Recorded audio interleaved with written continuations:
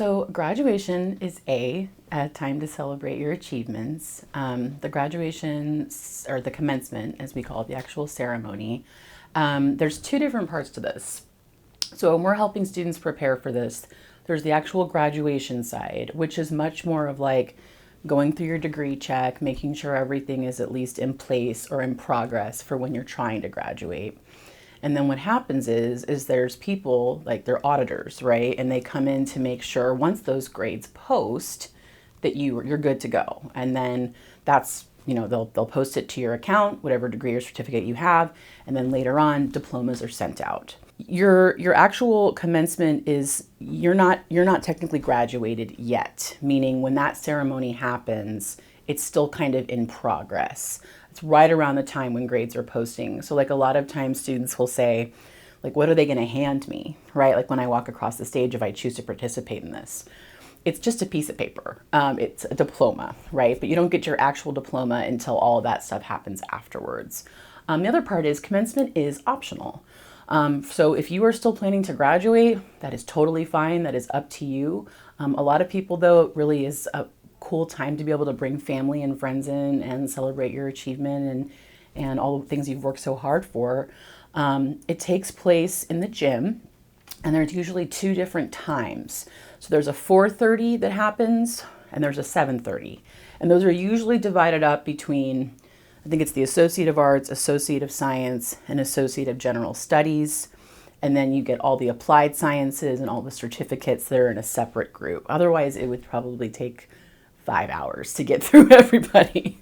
So that is kind of everything in a nutshell. I definitely think it depends on which degree you're going for. So for instance, like because applied sciences degrees are kind of meant as standalone degrees. So if you have a business administration applied science degree or interior design, something like that, it's kind of meant to go forth after that into the workplace and start applying for jobs right away.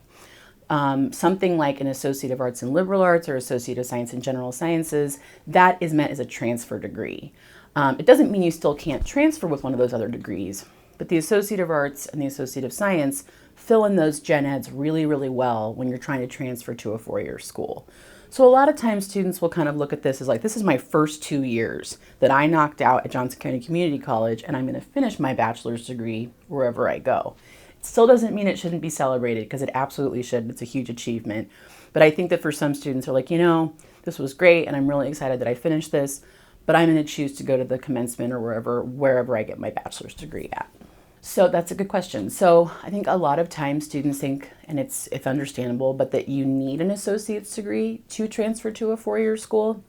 It is more so that it is extremely helpful, but it is not mandatory.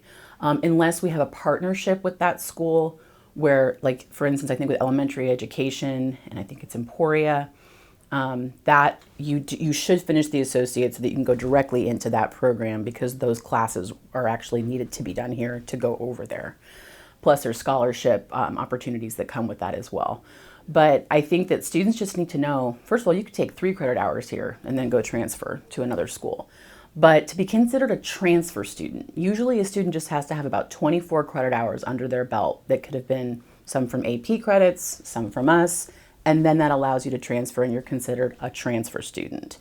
But students also I've seen come here and just kind of take what they need to take in terms of prerequisites, and they don't finish an associate's with us, that's fine, and then they transfer over to a four-year school. You can also, this is cool, you can also go to that four-year school, and whatever you have left over that would have filled an associate's degree with us, you can come back and transfer later. Because it's always just good, and it's never a bad thing to have another degree under your belt, but it is not mandatory. Sometimes students are here for all different reasons, and so we just try to make sure you know all your options. So to start with, I think going to the website is really important because it kind of gives you all the information that you need. And then if you do have additional questions, obviously you can come in and talk to counseling about it, but it's always kind of good to go to the source. So if you just email graduation@jccc.edu and have any kind of specific questions about what the ceremony, that is more so if you have questions about if you're going to be able to graduate. It's commencement@jccc.edu. If you have questions about the actual ceremony itself, what you're going to need for your cap and gown, the regalia, what you're going to need in terms of if you have family or friends, making sure that you RSVP to the actual ceremony, They give you all the instructions on like where to meet, how to, where people can park, all that kind of stuff. That's all on the commencement website, or you can email them for additional information. It's always good, again, to make an appointment with your counselor. You can also come in as a walk-in to do that, because that's usually just going through essentially what's left. And that, I don't know if students know, they can access their degree progress report on their portal. It's under graduation requirements and it's degree check. And it will show you, okay, here's where you're at. And it's a little confusing sometimes, because let's say you're in your very last semester. It's going to probably show 100% of your credits are done, because it's showing you're enrolled in those credits. But usually it says like 98% requirements. And the reason it doesn't show 100% is because those are the in-progress classes that you're still in. So until we see grades for everything, it won't show up as 100% on both of those. So we have a tool now called Plan My Classes, which is really cool, because you actually have the freedom to go in and kind of mess with and put in different classes to see, okay, if I put this in here, how will this affect my graduation plan? The system now is intuitive enough to know, like, hey, we know this class is not typically offered, let's say, in the summertime. So you'd probably want to try to take that in the spring or the fall. Otherwise, you'd have to wait longer, right?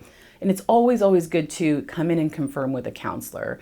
There are certain things that are kind of out of everyone's control. Like, for instance, if they just don't end up offering a class, there's no faculty member that's able to teach it at that time. There is a little bit of that. We have to adapt. But for the most part, you can usually get a really good idea of exactly when you can be done if you use the Plan My Classes tool and then also confirm that with a counselor. I think just in general, just taking the time to really congratulate yourself. It kind of feels sometimes when you're in classes and you're working, like it's just this never-ending hill, right? And I think students kind of like, okay, on to the next, right? And it's like, give yourself that time to really feel proud of yourself. And this is a huge accomplishment, and this is a really good school. So the fact that you were able to get through it and you have your whole life ahead of you, this is a great milestone, and it's something to be celebrated.